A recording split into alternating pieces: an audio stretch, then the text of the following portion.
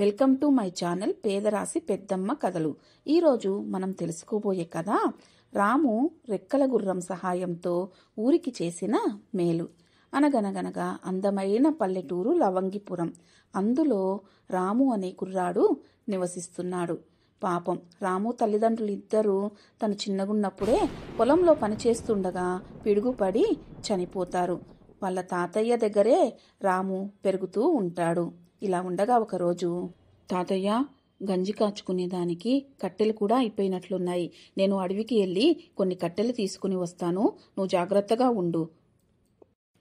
నాయనా రాము, చాలా జాగ్రత్తగా వెళ్ళాలి నాన్న. అది మొదలే పెద్ద అడవి, పురుగు బుట్రా ఎక్కువ ఉంటాయి. జాగ్రత్త, చీకటి పడకముందే వచ్చేసేయి. సరే తాతయ్య అంటూ రాము అడవికి బయలుదేరుతాడు. అలా అడవిలోకి వెళ్ళిన రాము ఒక ఎండిపోయిన చెట్టును చూసుకొని దాన్ని కట్టెలు కొడుతూ ఉంటాడు. రాము కట్టెలు కొడుతుండగా గొడ్డలి జారి తన కాళ్ళ మీద పడి రక్తం చింది ఆ చెట్టు మీద పడుతుంది. అప్పుడు ఆ చెట్టు ఒక అందమైన రెక్కల గుర్రంలా అక్కడ ప్రత్యక్షమవుతుంది. అది చూసిన రాము భయంతో ఆశ్చర్యపోతాడు. భయపడకు మిత్రమా, నేను నిన్ను ఏమి చేయను. నీ స్వచ్ఛమైన రక్తము నా మీద చిందింది. నాకు శాప విమోచనమయ్యింది. నీకు ఎలా కృతజ్ఞతలు చెప్పాలో నాకు తెలియటం లేదు. నేను నీకు 3 వరాలనిస్తున్నాను. నీకు ఏవి ఇష్టమైతే అవి కోరుకో. అవి నీ కాళ్ల ముందుకు తీసుకొచ్చి పెడతాను. ఇది విన్న రాము ధైర్యం తెచ్చుకొని, మిత్రమా, చాలా సంతోషం. కానీ నాకు ఇప్పుడు ఏం కావాలో చెప్పటానికి కొంచెం సమయం పడుతుంది. నువ్వు నాతో కొన్ని రోజులు ఉండు. నేను ఆలోచన చేసుకొని నాకు ఏమేం కావాలో అవి నిన్ను అడుగుతాను. ఇప్పుడు మనం మన ఇంటికి వెళ్దాం పదా అని అంటూ తీసుకుని వెళ్తాడు. రాము తీసుకొచ్చిన రెక్కల గుర్రాన్ని చూసి తాతయ్య ఆశ్చర్యపోతూ ఇలా అంటాడు. నాయనా రాము, ఏంటిది? చాలా విచిత్రంగా ఉంది. మన ఇంటికి ఎందుకు తీసుకొచ్చావు? తాతయ్యకు రాము అడవిలో జరిగిన విషయమంతా వివరించి చెప్తాడు. తాతయ్య చాలా సంతోషిస్తాడు. మిత్రమా, ఇప్పుడు నాకు చాలా ఆకలిగా ఉంది. నాకు తినడానికి ఏమైనా పెడతావా? అయ్యో మిత్రమా, నా దగ్గర తినడానికి గంజి తప్ప ఏమీ లేదే. నీకు ఏం పెట్టగలను నేను? అయ్యో, అయితే ఏం పర్లేదులే మిత్రమా, ఇప్పుడు చూడు అని అంటూ చెట్ చెట్ ఫట్ ఫట్ గుట్ గుట్ ప్రత్యక్షం ఆహారం అని అంటూ ఒక మంత్రాన్ని చదువుతుంది. వెంటనే పంచభక్ష పరమాన్నాలు అక్కడ ప్రత్యక్షమవుతాయి. అది చూసిన రాము తాతయ్య ఆశ్చర్యపోతారు. ఆ రాత్రికి ఆ విందు భోజనం తిన్న తర్వాత రాము ఇలా అంటాడు. అబ్బా మిత్రమా, ఎన్ని రోజులైంది ఇలాంటి భోజనం తిని. మా అమ్మ నాన్న ఉన్నప్పుడు కడుపు నిండా తినేవాణ్ణి. వాళ్లే నాకు గుర్తొస్తున్నారు అని అంటూ కన్నీళ్లు పెట్టుకుంటాడు. నన్ను క్షమించు మిత్రమా, నీకు బాధ కలిగించాను.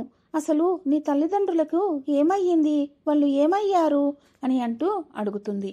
అప్పుడు రాము జరిగిందంతా చెప్తాడు. మిత్రమా, నాకు వరంగా మా అమ్మా నాన్నలను తిరిగి బ్రతికించి ఇవ్వగలగవా?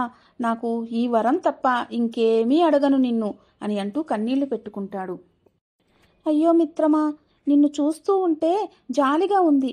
కానీ నాకు చనిపోయిన వాళ్లను బ్రతికించే శక్తి లేదు. నువ్వు నన్ను క్షమించు. రోజు గడిచిపోతుంది. అలా ఉదయంతో నిద్రలేచి ఇద్దరూ బయటికి వస్తారు. రాము, మిత్రమా, మనమిద్దరం అలా బయటికి వెళ్ళి మా ఊరు చూసొద్దామా అని అంటాడు. ఓ అలాగే మిత్రమా, కానీ నేను నీకు తప్ప మరి ఎవ్వరికీ కనపడను, సరేనా అంటూ ఇద్దరూ షికారుకు బయలుదేరుతారు. అలా నడుచుకుంటూ పోతున్న వారికి మార్గం మధ్యలో రంగయ్య తన కొడుకును తీసుకుని పరుగెత్తుతుండడం చూస్తాడు. అప్పుడు రాము ఈ విధంగా అంటాడు. మిత్రమా, చూసావా, మా ఊరిలో ఒక మంచి ఆసుపత్రి లేదు. ఎవ్వరికి ఏ జబ్బు చేసినా టౌనుకు పరిగెత్తాల్సిందే. అంతవరకు బ్రతుకుతారో లేదో కూడా తెలియదు. కాబట్టి ఒక మంచి హాస్పిటల్ని, అందులో ప్రేమ కలిగిన డాక్టర్లని నిరంతరము ఉండులాగున మాకు ఒక మంచి హాస్పిటల్ని కట్టించి ఇవ్వు మిత్రమా అని అడుగుతాడు. ఓ అలాగే మిత్రమా, ఇది నీ మొదటి కోరిక అంటూ మంత్రం చదువుతుంది. వెంటనే ఆ ఊరిలో ఒక పెద్ద ఆసుపత్రి, డాక్టర్లు అక్కడికి వస్తారు. అలాగే కబుర్లు చెప్పుకుంటూ ఇంకొంచెం దూరం వెళ్తారు. అలా నడుస్తుండగా రాముకి ఒక ఆలోచన వస్తుంది. మిత్రమా, మా ఊరిలో మంచి పాఠశాల కూడా లేదు, కాబట్టి మాకు ఒక పెద్ద మంచి పాఠశాలను ఇవ్వు అని అడుగుతాడు. అప్పుడు వెంటనే ఒక అందమైన పాఠశాల అక్కడ ప్రత్యక్షమవుతుంది. అలా వారం రోజుల సమయం గడిచిపోతుంది. పాపం ఆ సంవత్సరం అంతా వర్షాలు లేకపోవడంతో పంటలు సరిగ్గా పండవు. ఊరంతా కరువులో ఉంటుంది. అది చూసిన రాము, మిత్రమా, మా ఊరిలో ఎప్పుడూ కరువు రాకుండా సకాలంలో వర్షాలు పడులాగున, ఎండలు కాయలాగున, ఊరంతా సుభిక్షంగా ఉండులాగున మాకు వరం దయచేయి మిత్రమా అని అంటాడు. సభాష్ మిత్రమా, ఇది నీ 3వ వరం అని అంటాడు. అలాగే అని అంటాడు రాము. అప్పుడే వర్షం మొదలవుతుంది. జోరుగా పడుతుంది. చెరువులు, బావులు, గుంటలు అన్నీ నిండిపోతాయి. ఊరి జనమంతా చాలా సంతోషంగా పండగ చేసుకుంటారు. మిత్రమా, చిన్నవాడివైనా నీ పెద్ద మనసుతో నీ స్వార్థం కోసం కాకుండా ఊరి కోసం, ఊరి జనం కోసం నీ వరాలన్నీ ఉపయోగించావు. నేను నిన్ను అభినందిస్తున్నాను. నీవు తాతయ్య దగ్గర క్షేమంగా పెరుగుతావని, ఊరందరూ నిన్ను చాలా మంచిగా చూసుకుంటారని నేను నమ్ముతున్నాను. ఇక నేను వెళ్ళవలసిన సమయం వచ్చేసింది అంటూ కన్నీళ్లు పెట్టుకుంటుంది. నీకు నేను ఒక అందమైన భవనాన్ని ఇస్తున్నాను. అందులో సంతోషంగా నువ్వు ఉంటావని నేను నమ్ముతున్నాను మిత్రమా. నీలాంటి గొప్ప మిత్రుణ్ణి నాకు ఇచ్చినందుకు ఆ దేవుడికి కృతజ్ఞతలు చెప్తున్నాను అని అంటాడు. మిత్రమా, నీలాంటి గొప్ప శక్తివంతుడితో నాకు పరిచయం అవడం చాలా మేలుగా అనిపించింది. ఊరికి నువ్వు ఎంతో మేలు చేశావు. నేను ఎప్పుడూ నీకు రుణం పడి ఉంటాను. నీ జన్మలో ఈ రుణం నేను తీర్చుకోలేను అని అంటూ కన్నీళ్లు పెట్టుకుంటాడు. ఇక రెక్కల గుర్రం కన్నీళ్లు పెట్టుకుంటూ అలా గాల్లో పైకి ఎగిరిపోతుంది.